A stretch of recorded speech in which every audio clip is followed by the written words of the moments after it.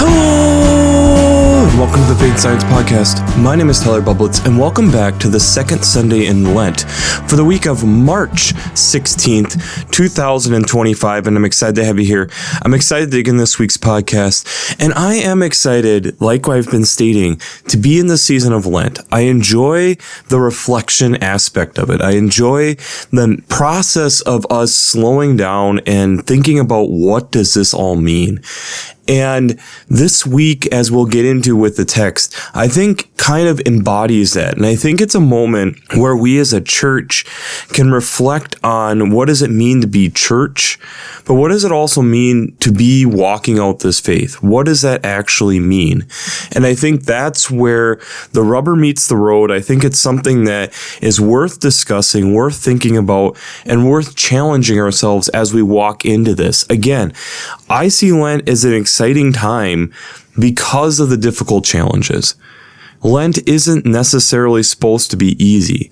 Lent is supposed to be something that is a challenge. And I think that's where, in a world at times where we aren't accustomed to that, Lent can be really helpful in that. But before we jump into that, let's look back to last week's question, which was, where in your life do you need to find something that's more sustaining than a quick hit of something?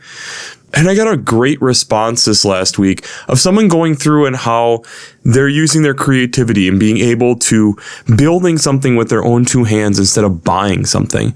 And I know for myself, there's been times where I enjoy buying older things and being able to work with them and seeing the uniquenesses and the things that they've experienced in life and being able to go through. I like cleaning drums. I know it's kind of weird, but I enjoy the process of taking them apart, seeing the manufacturing process, going through, putting in the time and work and effort into polishing, and there's then becomes this deeper connection to what you're working on. It's something that isn't just an object. It's something that now you've spent time with, you've connected with, you've created this relationship with. And I think in a lot of ways, our faith is supposed to be that way. We are supposed to be spending time with it and working with it, being creative with it to recognize how important it really is. And I think a lot of times we're looking for quick and easy answers and not really willing to go through those hard, difficult processes to be able to make it happen. And I think when we actually allow ourselves to do that, that is when we are actually able to see significant movement within our own faith and thus allowing us to actually move forward in our faith. So let's just jump into it this week. The Old Testament text this week is out of Genesis chapter 15, verses 1 to 12 and 17 and 18. This is a familiar section of scripture that gets referenced a lot. And the reason that it's familiar is this is the covenant that God makes with Abram. Remember, this is before it becomes Abraham. This is Abram then is talking about how he doesn't have an heir and is concerned and worried about how his house is going to be passed on to his slave's child. And God reassures him that no, this is not what is going to happen. I have this in my hand. I have this figured out. And then convinces Abram to, one, bring a sacrifice, but then two, in that, bring him outside and be able to acknowledge the stars that are up there and that there's descendants will be that many, coming from verse 5. But then also acknowledging this is where we get the promised land, coming in verse 18, talking about how wide and how big this area is as God is then providing for God's people. The psalm that goes with that is Psalm 27, all 14 verses of it.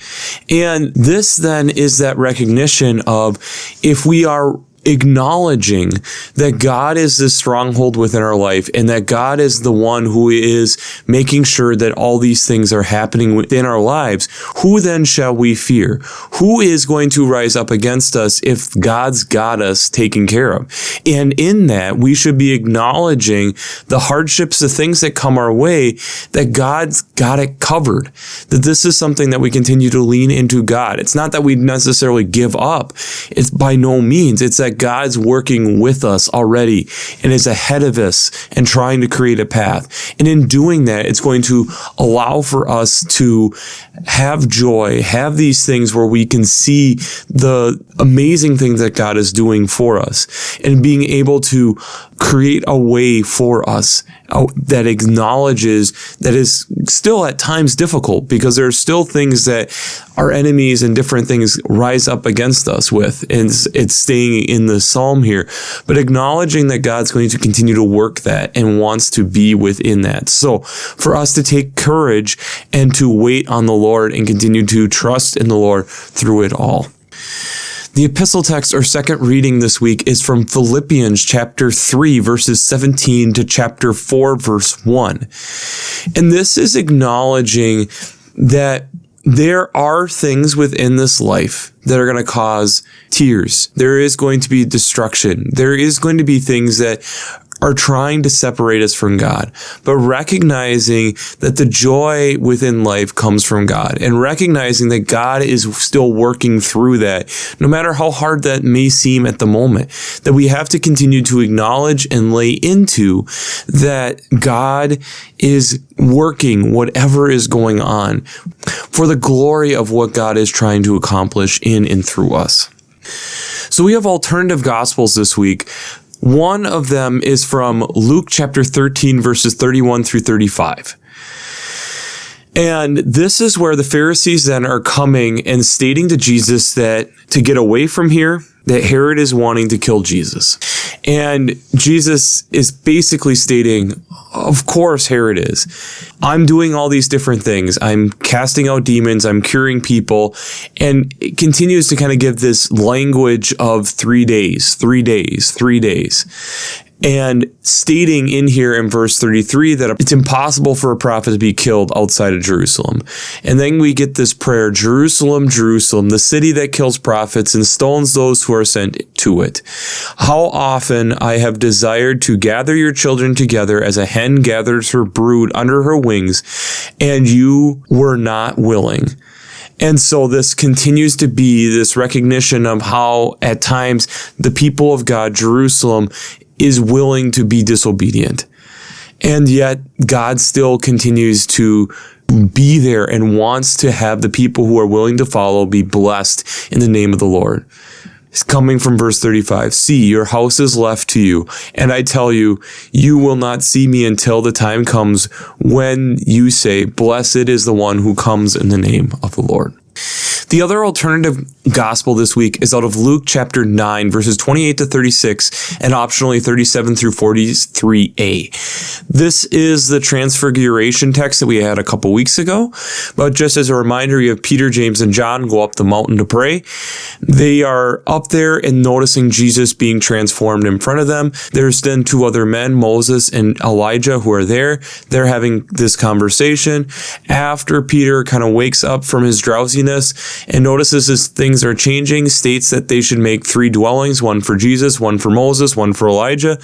A cloud then comes over the mountain and casts this moment where the disciples are terrified.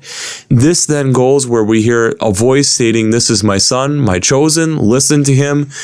They keep silent. They then take the next day, come down the mountain. We hear about a child who is having seizures, and the father is trying to have Jesus heal this child after the disciples has not been able to do this. He is pursuing Jesus relentlessly, stating and showing how this child is struggling with this. Jesus comes, rebukes the unclean spirit, and gets it out of the boy.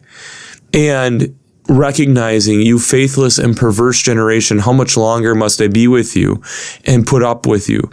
And noticing that then this demon is obeying the Spirit of God, and everyone is just amazed. But before we jump into how faith and science come together this week, we have to do our shameless plugs.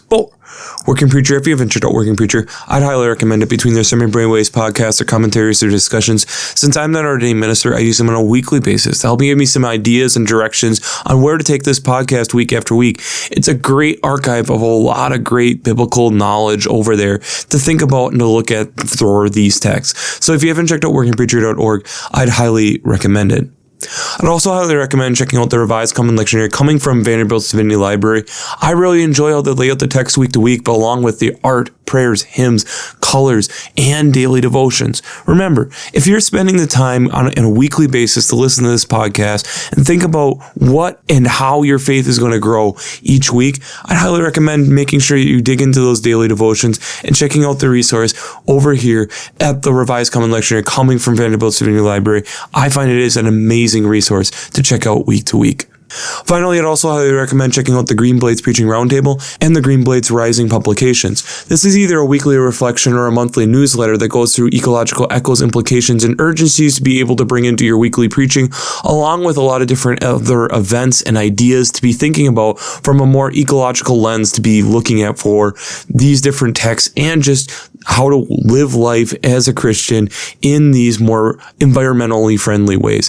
If you enjoy listening to this podcast for a half an hour each week, I know you're going to enjoy a lot of the resources over there for the Green Blades Preaching Roundtable and the Green Blades Rising publications. That'll be the first link down in the references section down below. Trust. It's hard and it's difficult, but yet it's something that we're told to do. And we see the covenant that God has made with Abram.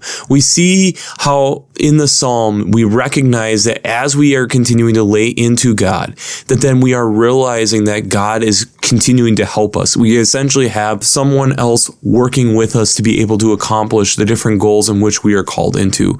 And it's the person who had given us the call. And I feel like that is pretty important in and of itself, and recognizing that in that there are shouts of joy, even though there's a lot of hardships within this life. And in doing that, we have to recognize who Jesus really is, and recognizing that in doing this, it's going to help us be able to move forward. But yet, there's a lot of times that there are a lot of things that come up that mess with, change what the initial intent really was. It makes it sometimes hard for us to be able to be truly what we are called to be. And that's where, for me, when I was going through this text, the verse that always kind of stands out is verse 34 from the first gospel. Coming from chapter 13, verse 34, as a hen gathers her brood under her wings. Protection, safety, comfort are all images that come from that idea. But then I think in a lot of times in this life, there's a lot of aspects of this life that isn't necessarily safe, easy, comfortable. And there comes a time as young that we aren't able to necessarily get under our mother's wing anymore. So thus we have to be able to take the lessons that we have learned while being under the wing and being able to move forward. One of the things that I think about with this is, why is Jesus also then talking about this? Jesus is trying to get the people back together, back to a place of safety, back to a place of recognition, back to a place of gathering together to be able to talk about and to learn and think about what they have been experiencing. This to me sounds very familiar, especially when we look at the history of how scientific papers came to be. A little bit of a brief history is initially the first true scientific papers came out in 1665. And this is a lot of the different royal societies were trying to publish what different people were discovering. And we found that this was really helpful. It was being able to, what are people doing, and cause for discussion and ways to be able to bring other scientists together to think about new and different ideas and being able to have discussions about it.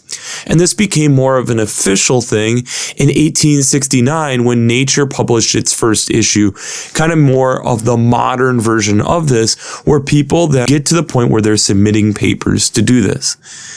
In the 1950s, there became more of a commercialization within this process. There had to be money being made. And this is where it has become this difficult process at times, being able to get papers published, and thus getting to the point where we have formal reviews coming in the 1970s to be able to kind of help solidify some of these different aspects of how papers become to be. Now, we have talked about in the past there are issues with how papers are published. And part of the problem, to be blunt, is how the world and things are changing.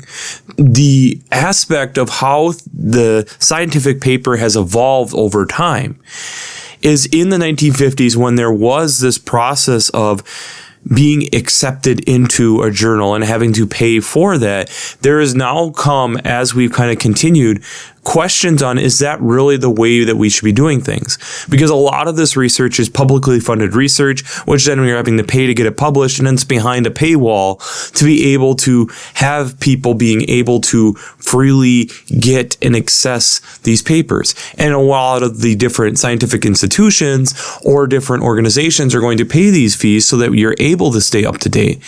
But there's also a lot of problems with even how the process happens. And we've talked about this before, how publications like publishing positive results, which then can get to where there's pressure to have where you're having positive results, and thus it kind of starts swaying the data. And we've talked about all these different types of things in the past before. But the question then truly becomes, as we're looking at and how a lot of these different processes are going, and as we're trying to think from a scientific perspective, how do we move forward into the future on how scientific papers are going to be published and how we're going to do this, is getting back to the roots of what is the purpose of these initially. The root of it is it's the idea to be able to share ideas on what different people are doing and have experimented on or going to experiment on. We'll talk about it in a moment. And thus being able to share these results so that we can learn from them. Having then other people being able to review them, making sure that this seems reasonable, and thus maybe even being able to try to duplicate the results to solidify what is being done, and thus being able to make it so that we have a reciprocal process that is able to be repeated time and time again and get similar results. That is the foundation on what we have built science upon. Now, when we've talked about how there is this sway toward having positive results coming from papers and pushing and a lot of different institutions liking to have professors or different people in status having lots of published papers, it created this basically vanity score. That thus, if you're not publishing, you're not relevant. And if you're not relevant, why would we publish you? Type of mentality, thus forcing this hamster wheel of effect. And we're seeing now some of the effects of that is negative, and it's making it so it's actually harder in certain ways for people to be able to do this. Now, one of the things that has started to come out is this thing called preprints, where people are publishing prior to fully having a study done or something that they're working on or something that they're looking at, being able to approach some of the different journals about a preprint. Essentially, this is what I'm looking at, or before this results are fully done, this is what we're starting to see. Thus allowing for, one, people to see kind of what's going on, two, to make sure that before you get too deep into it, potentially making sure that it's relevant information that people think, yeah, it's worth studying. But also three, being able to collaborate potentially back and forth, but also then people trying to steal different ideas like people always try to do. What is then the point of all this? And I think that's the heart of what we need to get back to. What is the heart of what we're trying to do with scientific publication? The reason that we're trying to have scientific publication is to make sure that we are sharing the ideas, that we're not over duplicating our works and efforts, and we're trying to learn and grow together. And being able to bring forward new and differing ideas based off of what we are able to see and to have discussion. And like we've talked about before, any good scientific paper is going to lead to more questions than answers.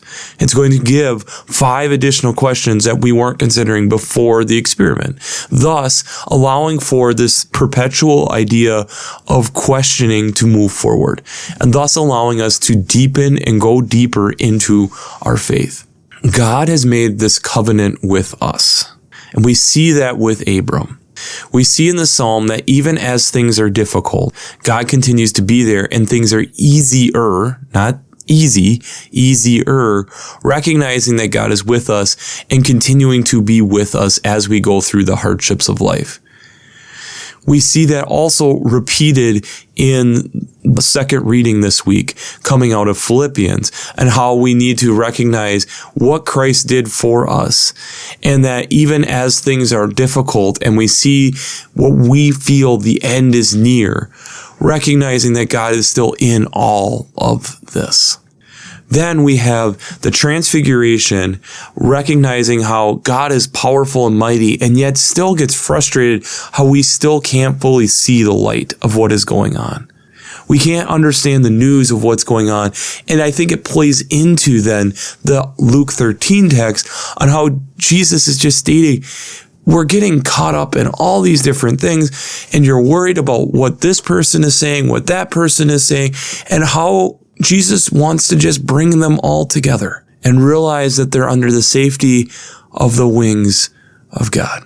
Scientific papers are there so that we can have civil conversation together, to look at and consider different things that are going on, being able to retest things, being able to work together to slowly understand more and more about what is going on out there. And if we find some crazy result, can somebody repeat it and think about, okay, what are the implications of this? What are some differing ideas? How does this fit within the constructs of what we already have figured out, or think are strong theories on how things are going to work? Strong hypothesis? I think this is one of the ways that when we think about it in this way, this is what saddens me so much right now with the church, at least here in America. We've divided ourselves up into these different denominations, and even within these bigger denominations, breaking them down into smaller denominations because we can't see things the same way. And instead of recognizing on the things that we are similar in, we instead continue to divide and call each other out and not recognize what we're supposed to be doing is being under the same wings together. Scientific publishing right now, there is a lot of debate on how is this being done, and recognizing which journals are better than other journals, and recognizing that there's pros and cons of different ones, and who's having to pay more or less, or who's allowing in what. Is it a peer-reviewed journal? Is it not a peer-reviewed journal? Do they allow preprints? Do they not allow preprints? What is the point? The point is that we're trying to share the knowledge to be able to inform people, other scientists, and hopefully even the public about things that we're finding and learning and growing. Are we doing that with our faith? Are we willing to come together and recognize that there are sometimes, yes, we're interpreting some things differently, but truly the essence of what we're talking about is very similar. And we can have civil conversations and have moments where we agree to disagree, but still be working together, still coming together to question in a healthy way so that we all can grow. Or are we going to continue to be like the Pharisees, bringing up these concerns and trying to recognize that, one, the Pharisees are trying to help Jesus here.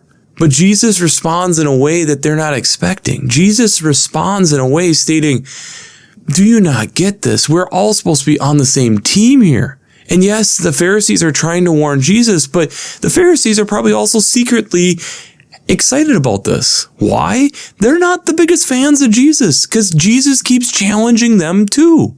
Our faith is something that needs to be challenged and worked, just like why you go to the gym. It's not like I go to the gym and lift 125 pounds doing something and say, for the rest of my life, I'm going to do this. No, you keep going there. You keep challenging those muscles, not only to help them grow, but also to help maintain. Because if you don't, you'll lose it. Use it or lose it mentality within working out in the gym. When we're looking at our faith, if we aren't willing to exercise it, we're going to lose it. We should be going and putting ourselves in places to be able to work together, to walk through in places, have challenging conversations, but also be willing to work together. Just because we have a disagreement doesn't mean that we separate. Science, there's been plenty of times where people disagree, but it challenges them to go deeper, to study things further, to try to understand it more. Instead of dividing the house, and yes, there'll be times where they're taking sides, but it doesn't stop the theories, the hypothesis, the tests to try to see what we can figure out. I think when we're in the season of Lent, we have to recognize that this is supposed to be a season of challenge. This is supposed to be a season where we're reading things and we're thinking about things, and it might be hard, and it might be one of those where I really don't want to read through this, but I need to, because there's ideas and thoughts that maybe I haven't considered before and I need to keep thinking about to help grow the understanding of what we're actually trying to do here. Faith is not supposed to be just this thing that we do once a week and we set it on the shelf. It's supposed to be a lifestyle. It's supposed to be something that people can tell by the way that we live out our lives. It should be something that we're continuing to be curious about and continuing to explore and continuing to go deeper in. That's the beauty of what faith is supposed to be. And it's the beauty of the theory of how most people work on science. It's lifelong pursuits to try to understand things just a little bit further, to try to grow in knowledge, and maybe it impacts people in some form or fashion. And at what point do we do that with ourselves? At what point do we do that as churches? At what point do we do that as faith communities? At what point do we bring the whole body of Christ, not just the body of Christ that you want to acknowledge, together? At what point do you sit there and listen through the hard, difficult things to keep challenging your faith, to help you grow? So the question I have for you this week is, where are you being challenged in your faith? And how are you hoping to grow? Where are you being challenged in your faith? And how are you hoping to grow? Jesus is laying down hard things, both from the transfiguration and saying and calling out his disciples on, you just don't get it. You can't do this. And when are you guys going to get this? To even when the Pharisees are trying to warn Jesus here, and Jesus is like, you guys you just don't get this, do you? You just don't get it. I think there's a lot of things in this life that we don't just get. And that's why we need to continue to publish papers and figure out more efficient ways of doing that and sharing that knowledge, not repeat information, making sure that we're not just publishing positive results, that our other studies aren't just being tucked away in a drawer, because otherwise people do them and then we repeated the effort without getting any of the knowledge. We should be sharing what we're learning and growing in faith and in science. This is supposed to be something that we're growing and working toward, because in doing that, we actually start to see and understand more and more glimpses of God. And the promises that have been made to us as people, as God's people, start becoming more and more evident, more and more real, more and more where we see where, yes, there's difficulties within this, but God continues to give us blessings as well. And I really hope in my life, I really start to see that more. We're challenging ourselves and growing, and we're challenging how we're doing things to grow. Because I think we can see with how Jesus is moving here in Lent already, Jesus is not standing still. Jesus continues to move, continues to heal, continues to know to some extent what's coming, but continues to walk toward it anyways. And I think that's a key point when we think about with scientific papers. Just because it's not a result that we'd like doesn't mean that it's not worth sharing. Doesn't mean that it's not worth learning about. Doesn't mean it's still not worth talking about, thinking about. Because if we're not willing to do that, how are we actually going to grow? And if we're not willing to do that, are we really recognizing the power of God like we see in the Transfiguration? And are we really getting under the wings of God when God is trying to take care of us? So we'll wrap this up as we always do. I pray God blesses you through your faith and amazes you through science.